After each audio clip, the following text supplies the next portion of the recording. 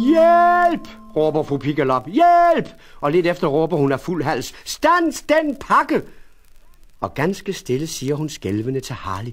Så du det, Harley? Den pakke havde 4 ben at gå på. Ja, det lyder måske lidt utroligt. Men det var virkelig en pakke på 4 poter, der hoppede ned gennem Hattemager Salomonsens gade. Forbi Farve, han og Grøn og datter.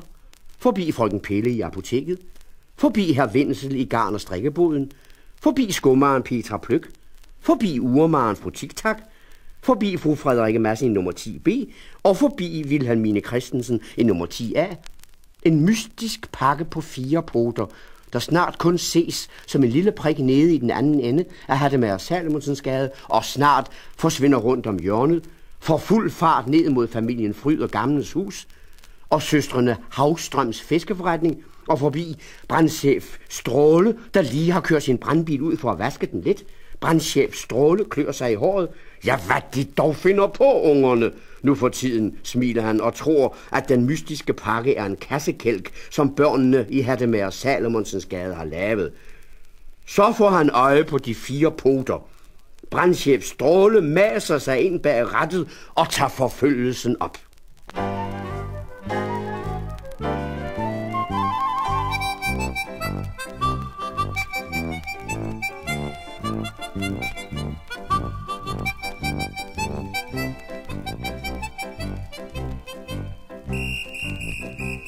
I Hattemager Salomonsens gade bliver der stor ståhej. Alle butiksindehaverne slipper, hvad de har i hænderne, og styrter ud på gaden. Fru Piggalop står midt i flokken og fægter med armene og lader munden løbe. Og en eller anden har været hurtig i vendingen og har tilkaldt politimester Rosa Hansen, hvor hun kommer løbende ud fra politistationen med uniformen knappet skævt, mens hun blæser som en besat i sin blå fløjte.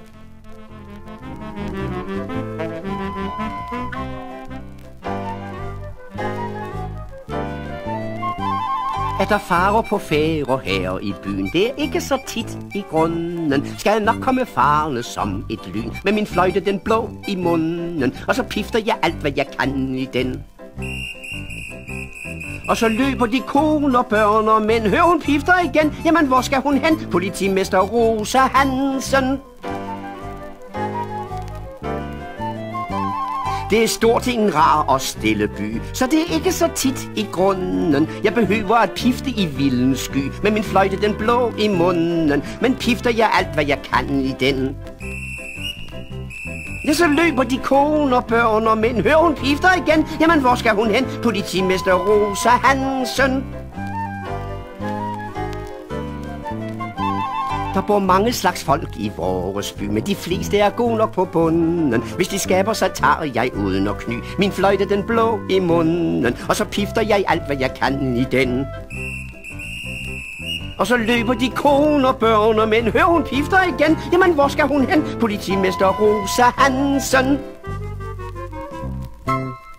Nej, det nytter ikke noget, siger politimester Rosa, da fru Piggalop får fortalt hende det hele. Vi må lægge en plan.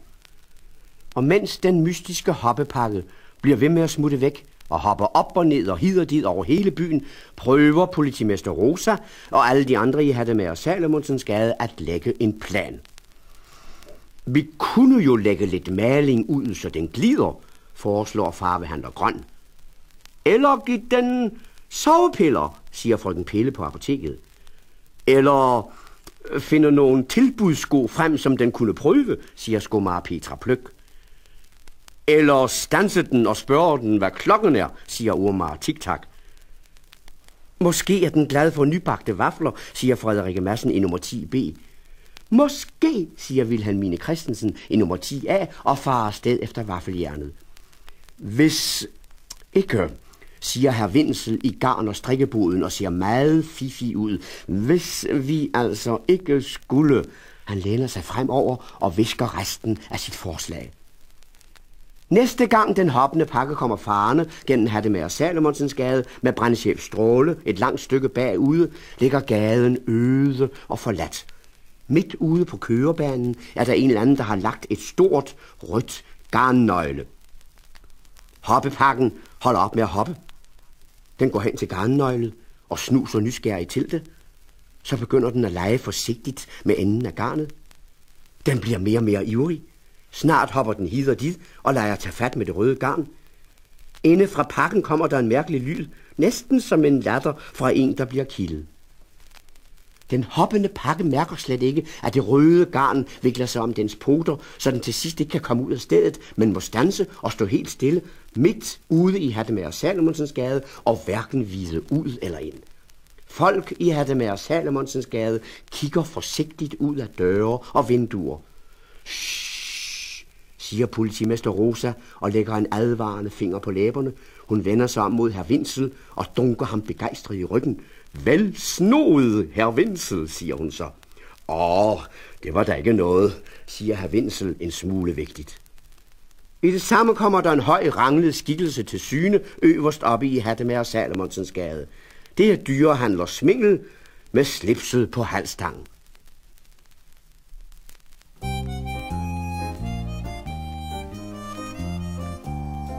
En dyrehandler handler med noget krævende, noget bævende, noget blødt og varmt og levende med menneskets bedste ven. En dyrehandel fuld af dyr er næsten som et eventyr. Kom indenfor og husk så blot, at dyr skal man behandle godt. En dyrehandler handler med noget krævende, noget bævende, noget blødt og varmt og levende med menneskets bedste ven.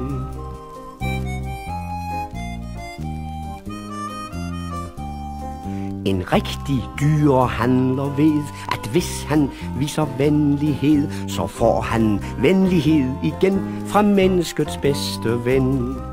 En dyrehandel fuld af dyr er næsten som et eventyr. Kom indenfor og husk så blot, at dyr skal man behandle godt. En dyrehandler handler med noget krævende, noget bævende, noget blødt og varmt og levende med menneskets bedste ven.